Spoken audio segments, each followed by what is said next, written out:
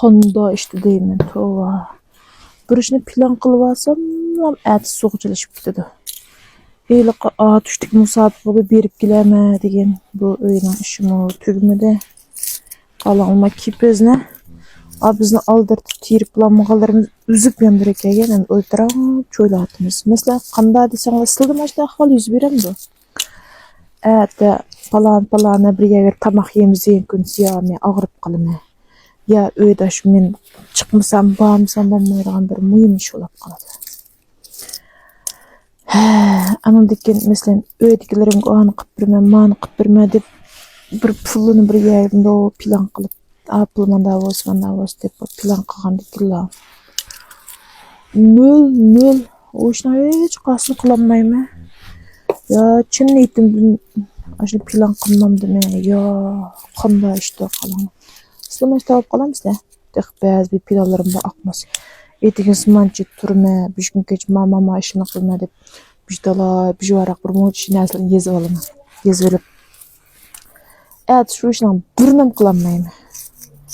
Acan. Anda yeni bir sige qalan. Bu bizning uyda.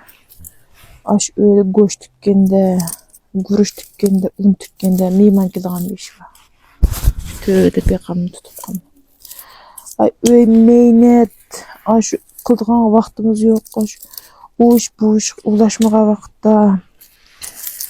Ay işinde de eden bizde konuya qoğudak vaqt yok vaqtida. Öyne qalanqa vaqtida bir. İzdep mi bakmagan dosyarım, kep mi bakmagan tutqalı kelip atqan. Ay biz geldik dep. Ay öyde nimba vaqtida. Üçübüm mi gelmeydi bu öy. O qayda işlemdi. Sıldımaçta işli yüz biremdi o.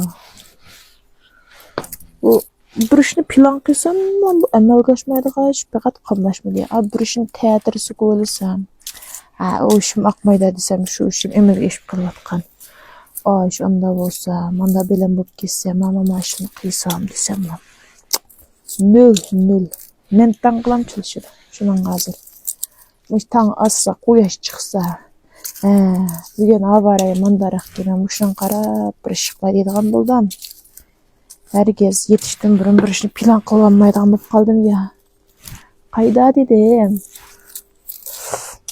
Sizim inkas rayoniga bir pikirim olsa yezip qo'yinglar. Men nima uchun ishlab qoldiganim deb bek tul o'yladim bu savolni qalanglar.